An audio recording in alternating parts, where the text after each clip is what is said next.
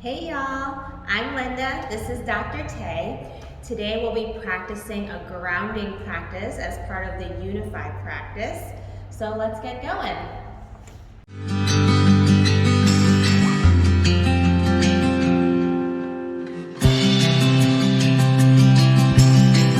I will give different recommendations if you don't have props at home. I always recommend either using a few textbooks, big towels or blankets or even cushions, just so that you feel more supported in different poses and you could prepare some scaffolding around yourself.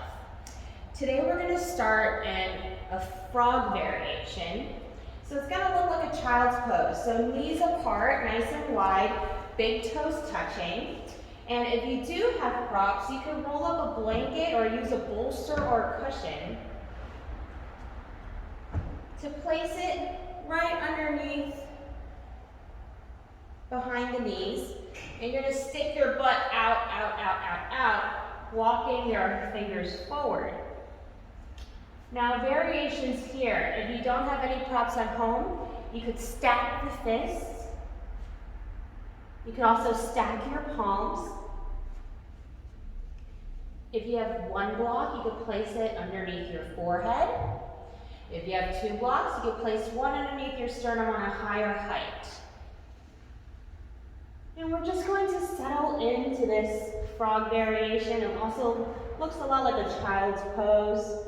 You could do palms down, or I also like tensing up the fingertips.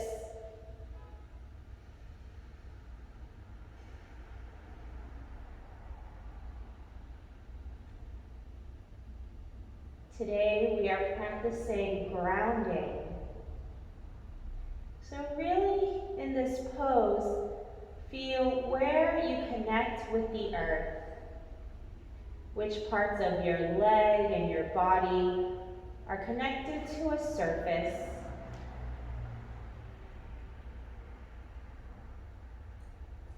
I like to think of opposing factors. Maybe thinking of what parts of your ground are sinking into the earth and which parts are rising. If you have your fingertips tented, feeling the energy rising up from the earth into the center of your palms.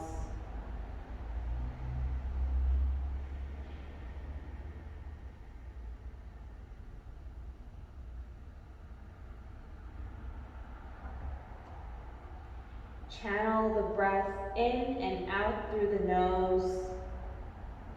Maybe imagine the breath reaching your diaphragm, feeling your lower body expand with the inhale and contract with the exhale.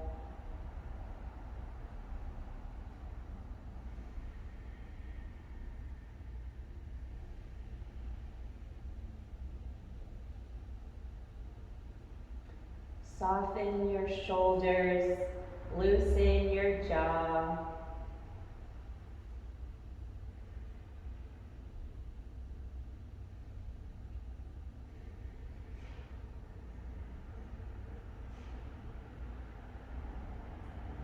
Allowing the earth to fully support you.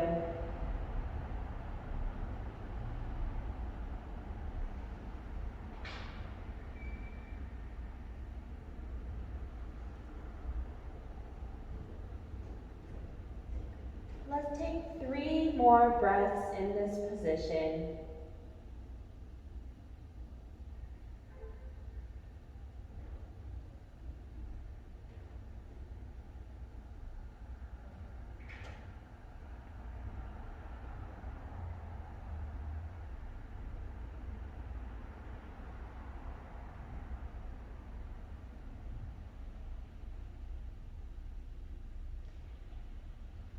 Let's bring the right elbow in front of the left knee for a twist. So you're going to set your right elbow in front of your left knee, bringing your right hand into a fist, allowing your left hand to cup that fist, and looking forward and then slowly spinning around, bringing your right eye towards the ceiling.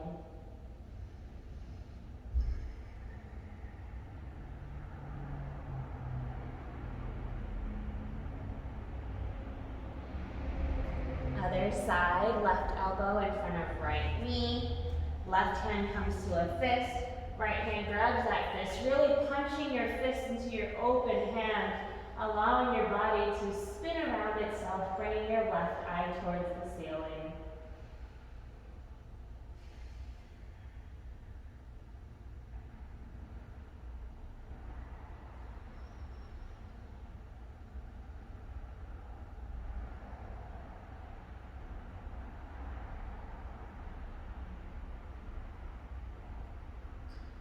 Let's walk the fingertips out one more time. Imagining your body moving 2 different directions at once. So your tailbone sitting back as far as you can, your fingertips reaching out as far as you can, eyes on the fingertips. Feeling the length of your spine. Slowly walk on up. You can remove the blanket or towel from underneath you. And let's set up in Virasana Hero's Pose. So knees together, heels apart. And again, I recommend either using a block or a book right underneath the pelvic floor so that you elevate yourself. That way you are grounded on the pelvic floor, which is really your plug into the socket of the earth.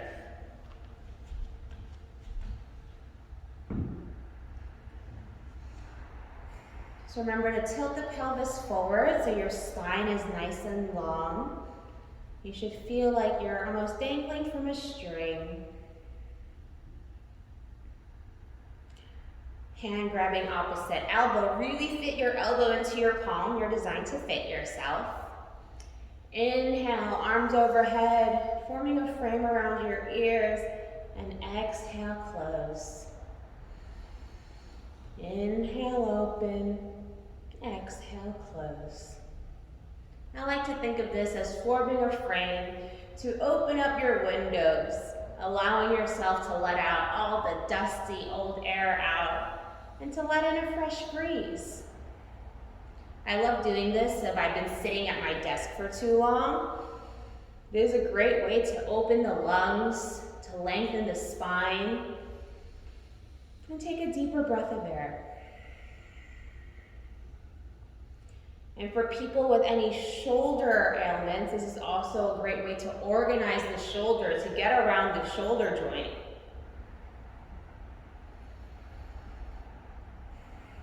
And know that you could always play with the pace.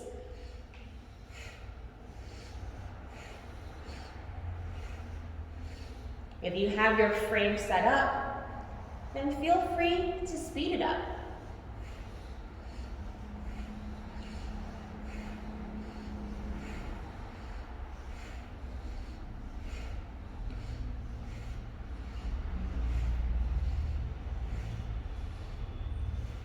Inhale, leaving your arms up overhead. Exhale, leaving the arms in place. Inhale, turning your head towards the left. Exhale, turning towards the right. Inhale, looking up. And exhale, relaxing your neck, looking down. Releasing the arms, we're going to start playing with a cat-cow spine. So staying seated on the block, really finding your plug into the socket. You're going to shift the hips forward and back. I know this is going to look really crazy because how often are you doing this? But it's okay, you're at home. You can leave your hands on your hips, you could cup your heels, or place them on your lap, just making sure you are making contact with yourself. And know that your entire body is moving by virtue of you shifting your pelvic floor forward and back, forward and back. Notice when you're going forward, how you're opening the front body, widening the collarbones. And as you're going back, you're forming this nice protective shell. So in, out, in, out.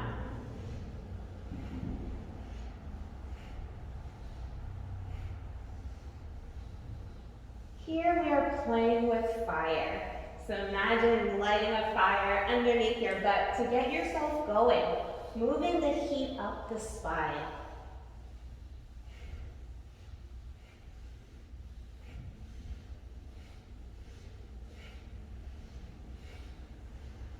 Breathing in and out through the nose.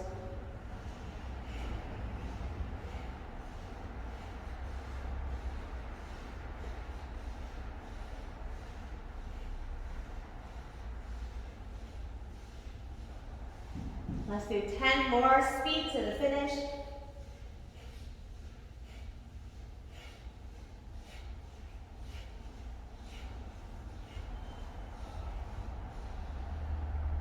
Come back to a natural spine, a neutral spine.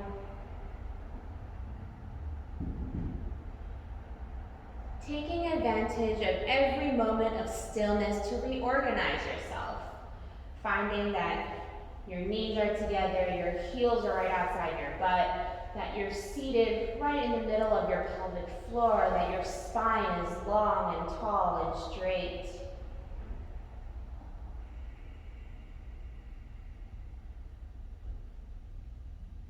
Keeping the center of your chest nice and soft.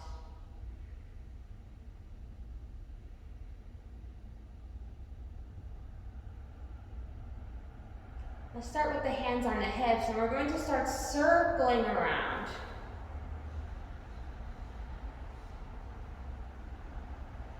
So making circles all around the pelvic floor.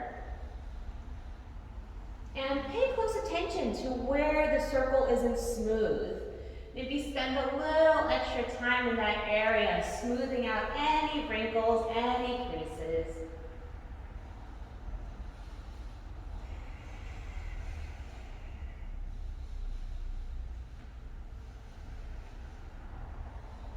Before we're playing with fire, going forward and back, and now we're playing with water. We're moving in circles. This is a way to stir your waters, making sure that the waters in your body are fresh and flushed. Sometimes when we get lazy, we get stagnant, we get lethargic. What you gotta do is you gotta get moving. And bring it the other direction.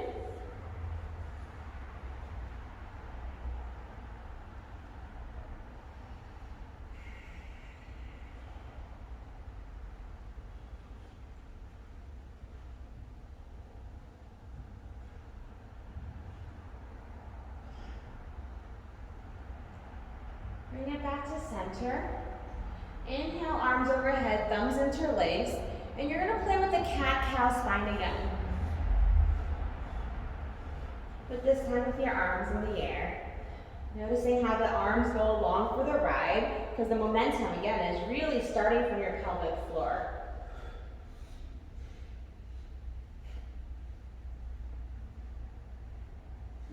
The first floor for your belly button down, what we're really focusing on today is really your foundation, the floor of stability. Your torso from your belly button to your palate is all about the doing. It's all about your ability, your capacity. And from your palate to your crown is all about your vision, your creativity, your intelligence. Here we're integrating all three floors.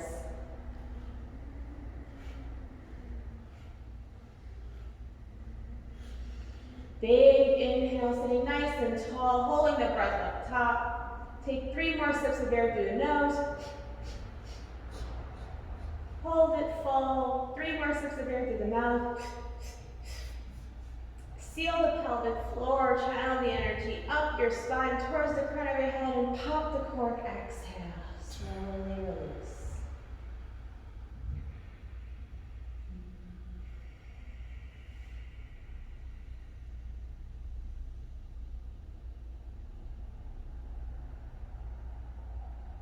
Taking note of any sensations coursing through your body. Making a mental note and letting it go.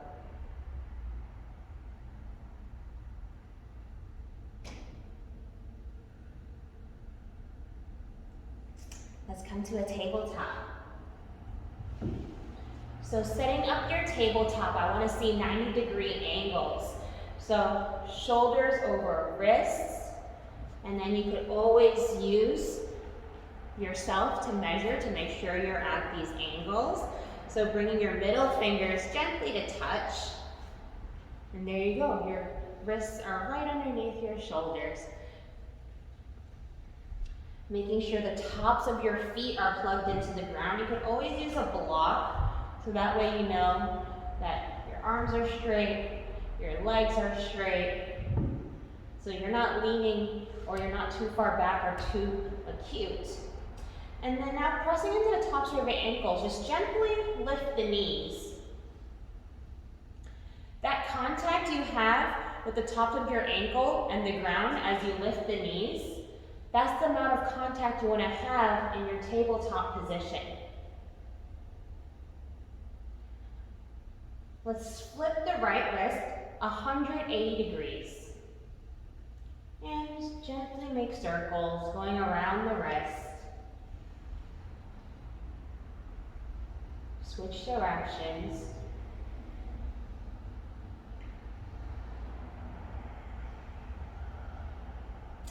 Other side, left wrist.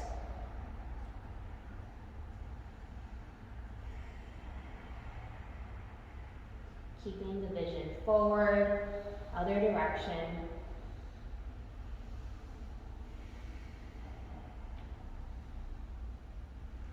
Bring both wrists flipped. I like playing with the wrists flipped because when you flip your wrists, you open your collarbones, allowing your lungs to come forward. And now let's play with the cat-cow spine again.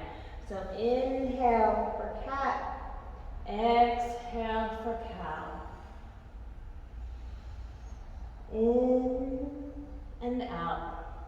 You set the pace, because we already warmed up our spine. So you can take it nice and easy, or you could always speed it up.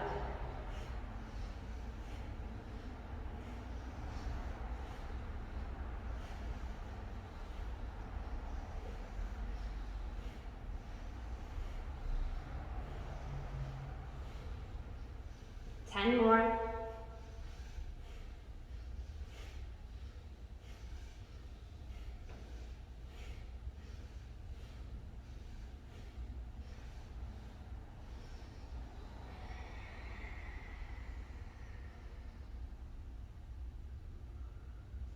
Bring your hands back to neutral.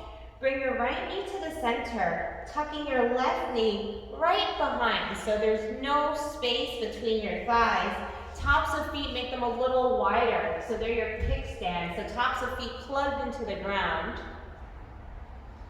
And you're going to interlace your fingers right underneath the sternum. So wrists are still under shoulders. And here we're going to rotate our hips in a clockwise direction. So we played with all these motions before, but just now it's on a different plane.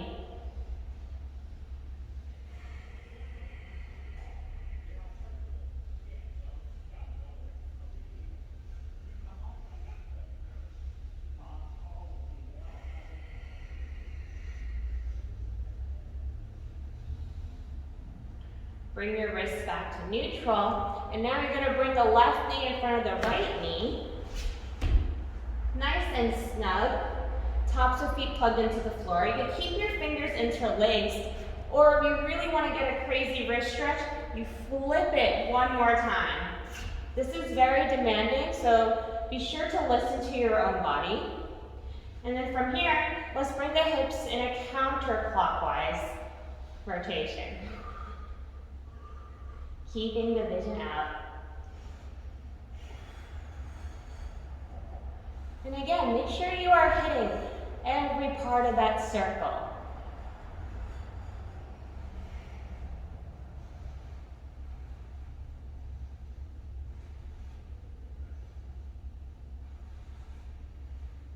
Release the hands. And uninterlace the feet. Tuck the toes, and we're going to come sit onto our heels. So here we have sit bones stacked over heels, heels stacked over balls of feet. Shoulders over hips, nice and tall. Interlace fingers above the head. We're going to go for a shoulder floss.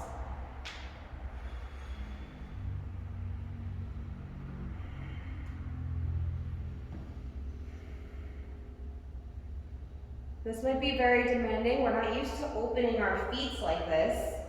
So you could always place a block underneath if you feel like there's too much pressure. Feel free to, again, elevate yourself. It should alleviate some of the pressure. And now make sure you're flossing the opposite direction as well.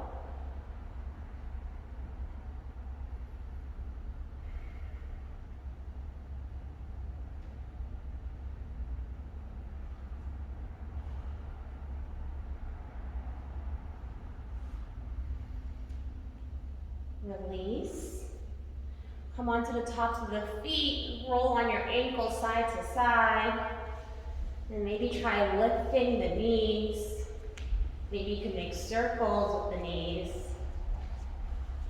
opening the tops of the feet.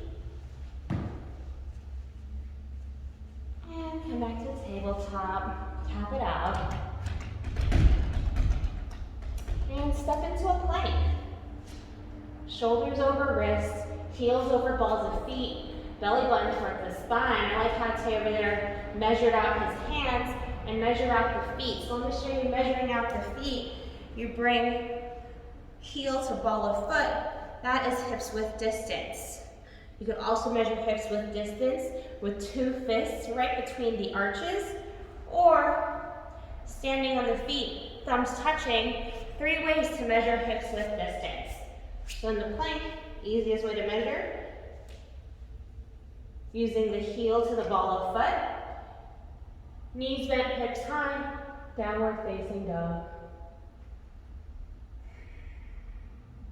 Roll it forward to an upward facing dog, keeping the toes tucked. And hips high, downward facing dog.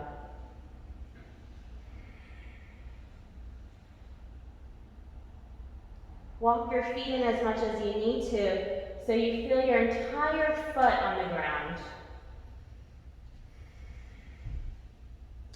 So playing with 4 points of contact, feeling your heels on the ground. Make your stance a little shorter if necessary, and then we're going to take the right hand to the left heel for a short down dog twist.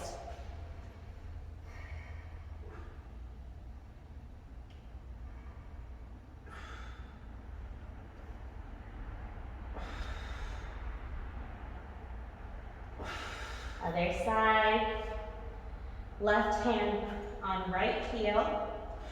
Maybe left knee finds left armpit, bringing your chin towards your armpit.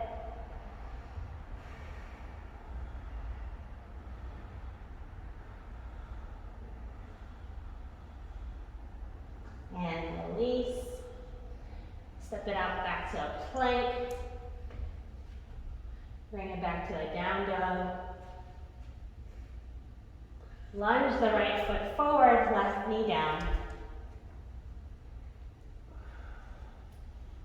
And really try to find the right knee into the right armpit. And then start massaging it out. I like to think of this as cleaning out the lymph nodes in your armpit.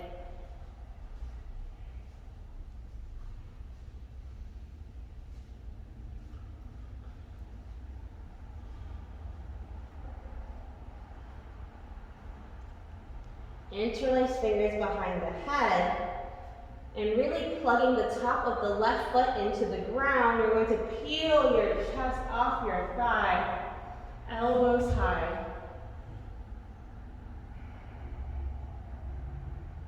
So imagine opening your pubis navel sternum.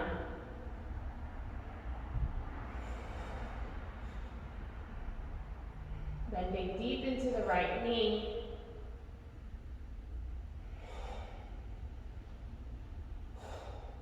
And release.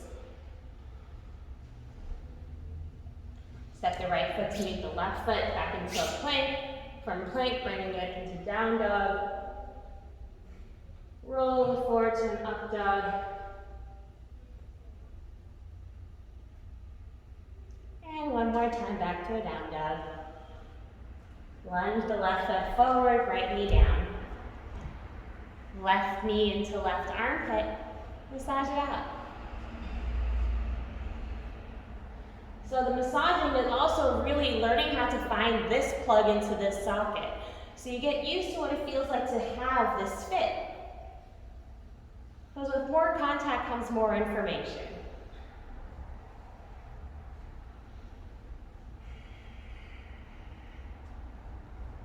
Interlace fingers behind the head, plugging the top of the right foot into the ground. That's your anchor. Peel your chest off your thigh, elbows high. Anjaneyasana, crescent moon.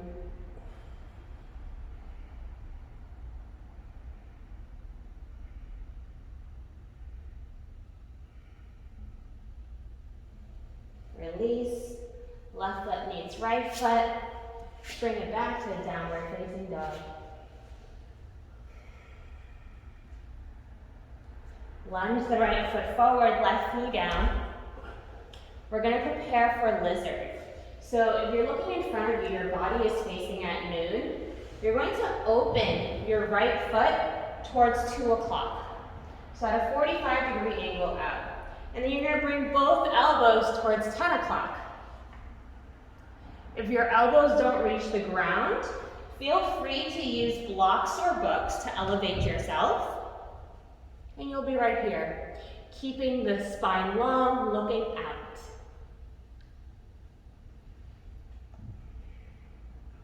You can also play with leaving the left elbow on the ground and using your right hand to open the right knee. That should feel really nice.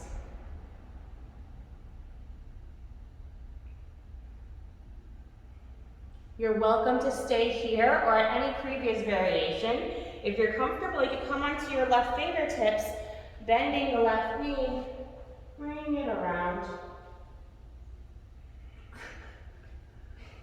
Playing with the back bending lizard. So these are all different variations. Listen to where your body is at today. So if you're just playing with finding your elbows on the ground, that's a perfectly fine place to be. Or you could maybe play with opening the right knee, or play with finding your back foot.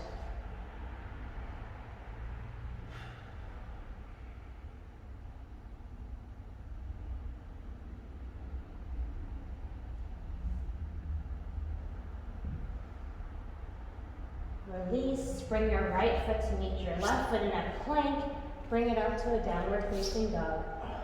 Walk your dog out, roll it forward to an up dog. Really savor the upward facing dog before pressing back up to a downward facing dog. Lunge the left foot forward, right knee down. Finding that plug into the socket, the knee into the armpit. And once you have that, then imagine your body is facing noon. Then open your left foot towards 10 o'clock at a 45-degree angle out. And then maybe bringing both elbows towards the right, towards 2 o'clock. Once more, if elbows don't reach the ground, use a block. Keep your vision out so that your spine is long. Make sure the top of the back foot is plugged into the ground.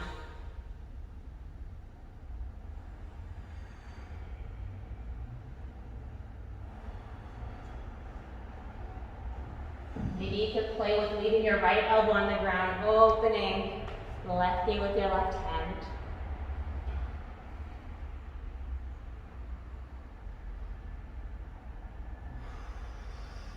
Or maybe coming onto right fingertips, grabbing the right foot from behind. The gaze here is belly button up. So you're extending this arc, that pubis navel sternum that I was talking about opening before. You're really extending that arc with your vision.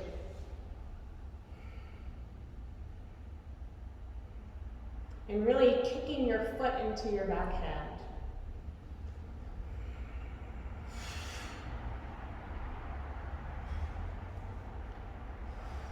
Slowly release.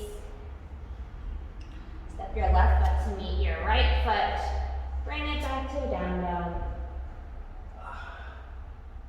We're going to set up for pigeon pose. For pigeon, I usually recommend either a stack of blankets, or if you have one blanket, just feel free to roll it up. Or you could stack 2 blankets underneath you or some blocks, really anything you have.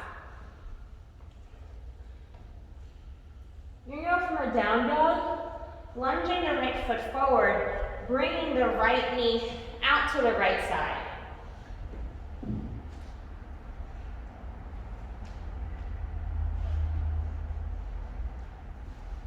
Yeah, so you can move your knee even more out to its own side. There you go.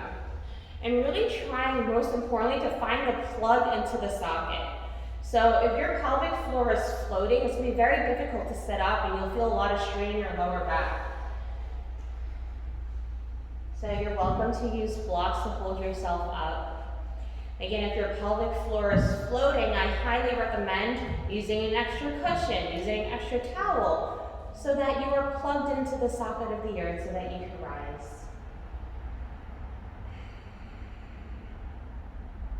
In similar variations to before, you could walk down into your pigeon with either fist stacked, palm stacked, or using a single block underneath the forehead, or here, sternum and forehead both have support. You could walk your fingertips out.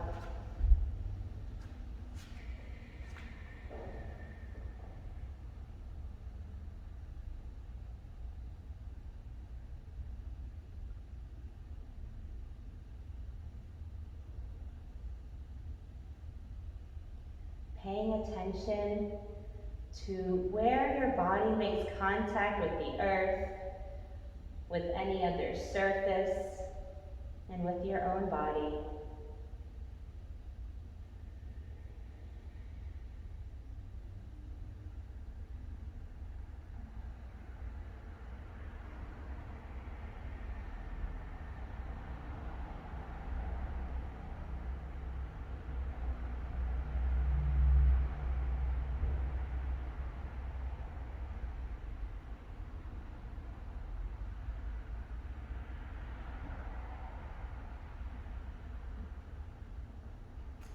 I'm going to show 2 variations of a twist that you can take in pigeon. The first twist we did earlier before in our frog variation, left elbow in front of right knee, so this is a low twist. So feel free to play with this twist, or you can play with coming onto your fingertips and maybe grabbing the back foot. And you could test the integrity of your pose to know that you're really in your hips by lifting your front arm off the ground. And if you are in this elevated twist, you could also play with turning it into a back bend, grabbing the back foot, and opening that pubis, navel, sternum. Every back bend, I think more of like opening the front body.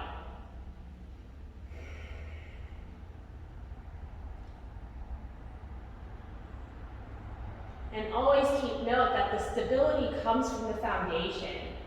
So again, playing with the plug into the socket of the earth. Release your back foot. Now we're going to play with a little bit of hip mobility. You're going to swing your left leg all the way around. Bring your left foot on top of the right knee. So usually you have to move your bottom foot out. So knee over ankle, ankle over knee. This is double pigeon fire log pose. So bring your foot a little more out so the ankle is right over the knee. So also known as double pigeon. A lot of the times, if there's a lot of space between the knee and the ankle, elevate yourself higher. Put yourself on another blanket. Shift your pelvic floor back so you're sitting at the edge. So you're at the middle of your pelvic floor. It's your perineum that's plugged in, which is that soft spot between your sex organs and your anus. That really is the center of your pelvic floor. This is a very demanding pose, so please be very patient with yourself. Play with finding the 90-degree angles at your ankle. Play with finding the knee over ankle, ankle over knee. And play with shifting the pelvis forward so that your spine is straight, so that you're seated in the middle of the pelvic floor and not towards your coccyx. And that will also help bring the knee down. And then you can play with folding. So you could bring yourself forward to fold. You could use blocks or you could use your fingertips. Looking forward, yeah. So part of this is maintaining that back bend, maintaining that opening as you extend out.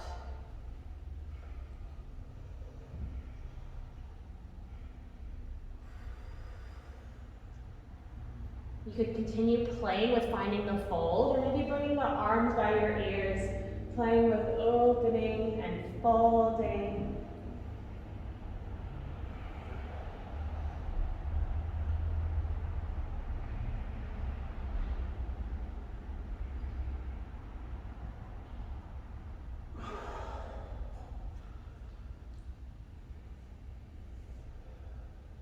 Whew. Ready for the other side? So bring the hips back, coming back out how you came in. So you're back in a plank, back in a down dog. And make sure to set your blanket so if it's all flat from being on the other side, be nice to yourself. Take the time to set yourself up for success.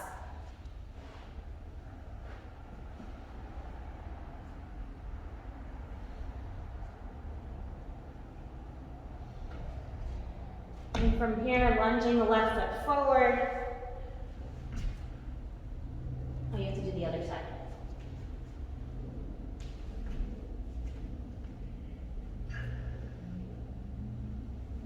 Making sure the left knee is out to its own side. Finding the plug into the socket. Top of back foot is plugged into the ground. Even walk out.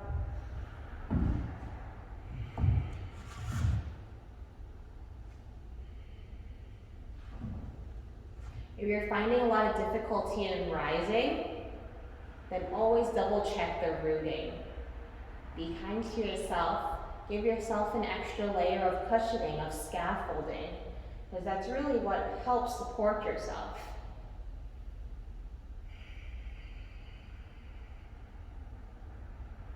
Once you feel stable, then come down to any variation you took on the other side and walk yourself forward.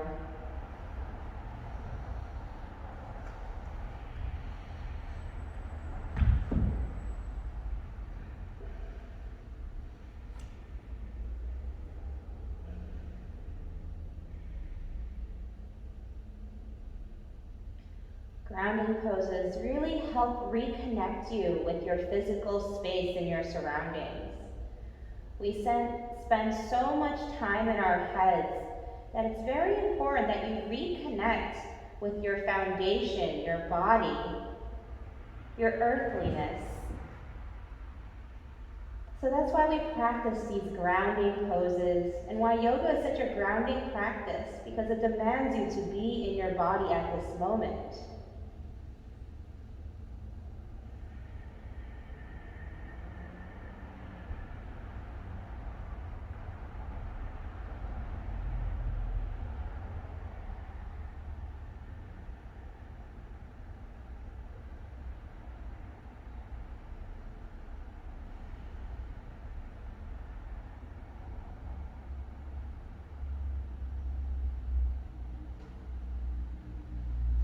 Let's take a twist on this side.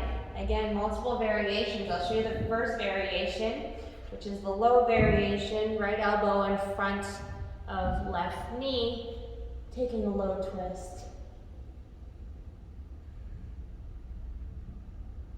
You're also welcome to make it into a high twist, coming onto right fingertips, grabbing the back foot, and really kicking your foot into your hand so that it stabilizes you in your hips so you can come off.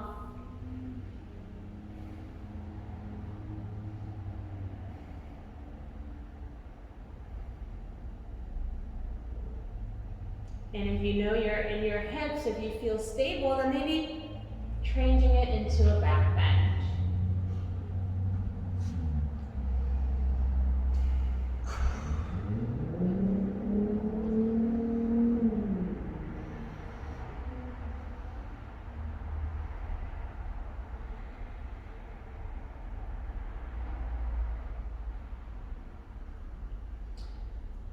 Release wherever you are.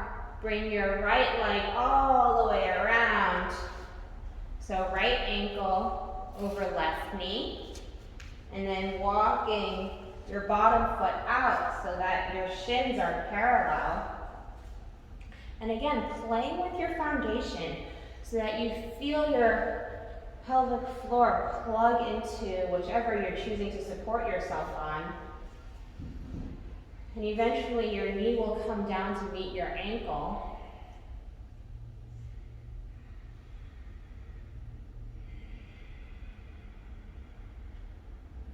And finding the stacking, ankle over knee, knee over ankle, keeping both feet flexed to protect your knees.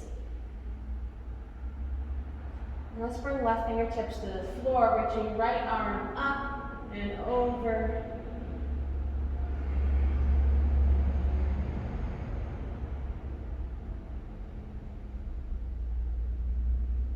And other side. Right fingertips to the floor, left arm up and over.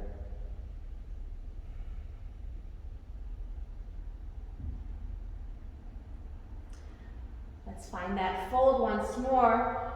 So imagine yourself plugging in so that you're seated nice and tall. Find that opening in your front body as you begin to fold, finding the crease in your hips, keeping the spine long, keeping the gaze out.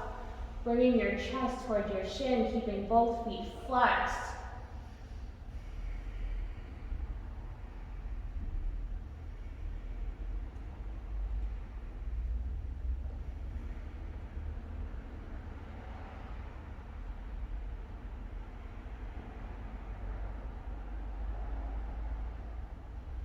Remember to breathe in and out through the nose. Unclench the jaw, soften the shoulders.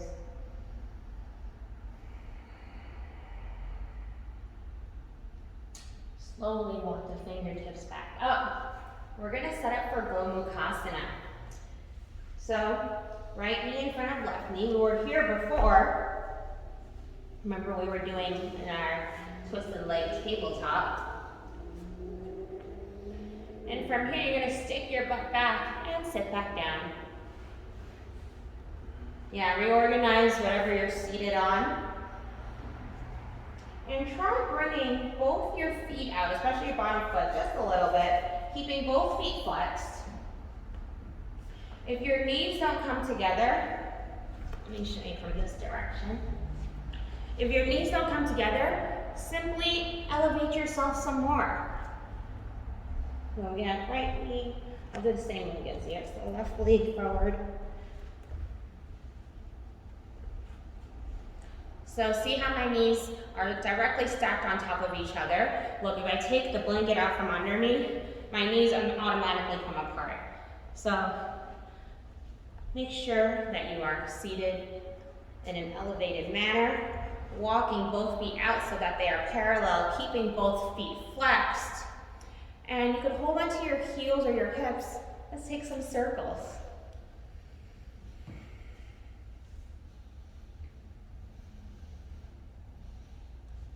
And other side.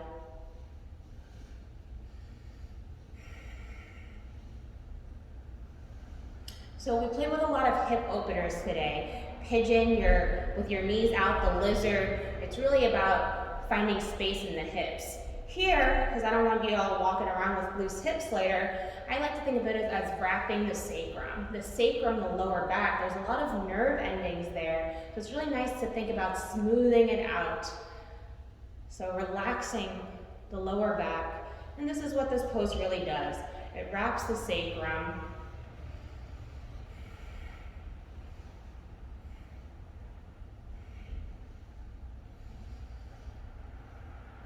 You can also slowly walk yourself forward, thinking about opening the front body to come down, maybe finding your throat over your knee.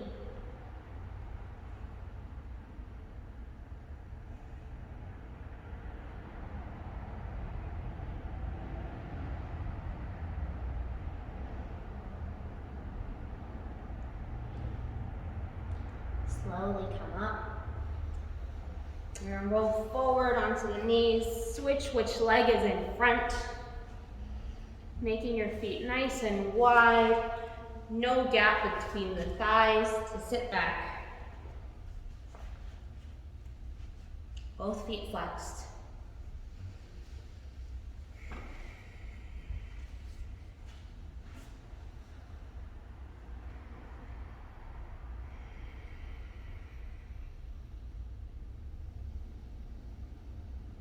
Interlace fingers behind the back, thumbs right between the shoulder blades. And let's bring this to a trunk rotation. So going all the way around. Nice.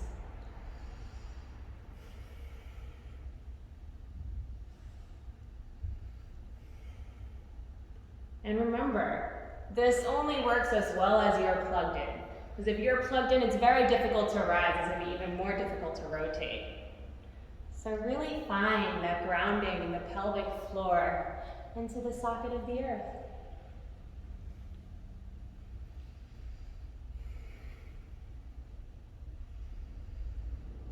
Come back up. Left fingertips to the side, right arm up and over.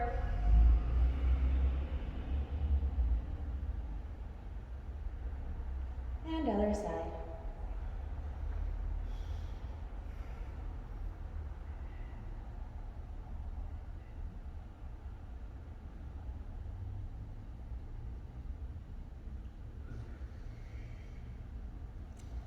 Let's set up for one last pose. Legs out in front of you, Paschimottanasana.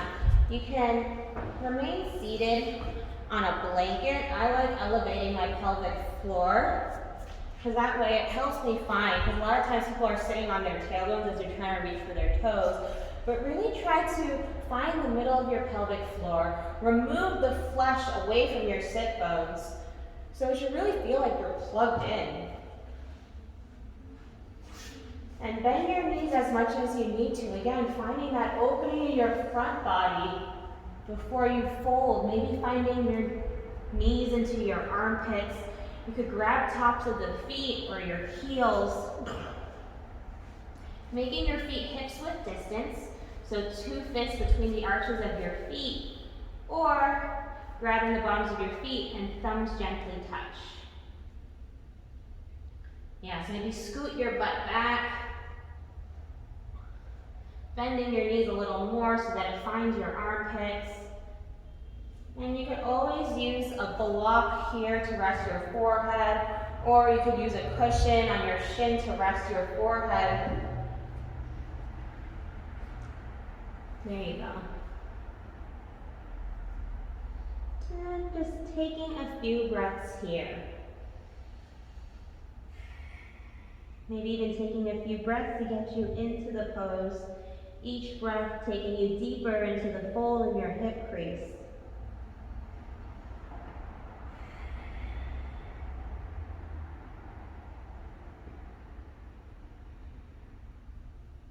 And if you feel like you need to extend your legs, do so by scooting your butt back. And if you feel like you have to come out, recognize it as an emotional response. And try to take 3 more breaths here.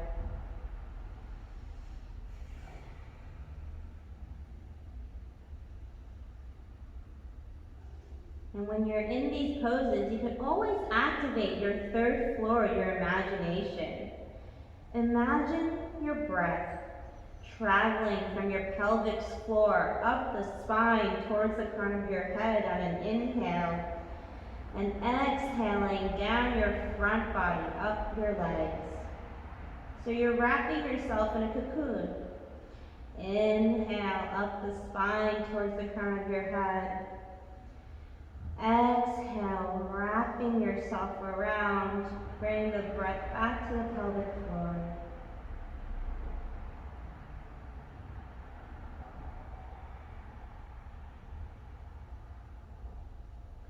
So no pose is static. There is always motion. You might not see it, but there's always movement in the breath. There's always something to play with.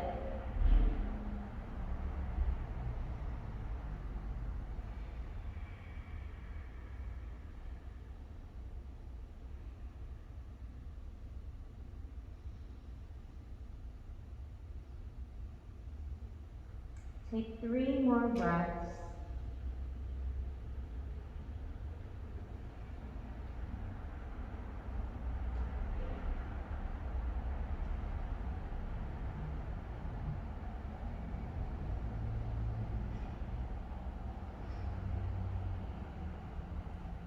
Grab opposite elbow, look forward, plugging into the ground to come up.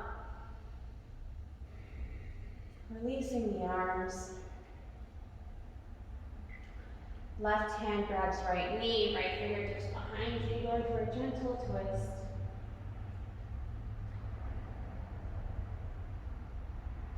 Other side.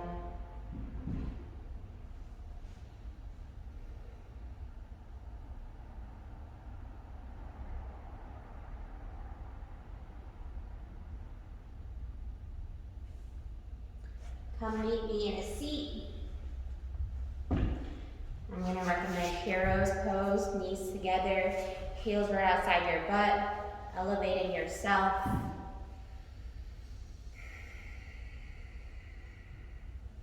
Just taking a few moments, a few final breaths together to feel your connectedness to the earth below you and how it supports and upholds you.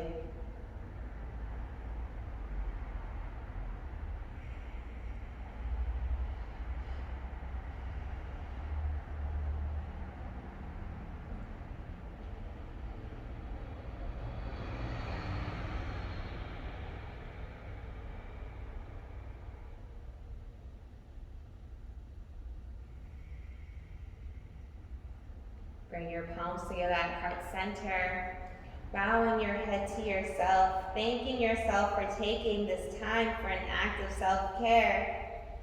Thank you for joining our Unify grounding practice today.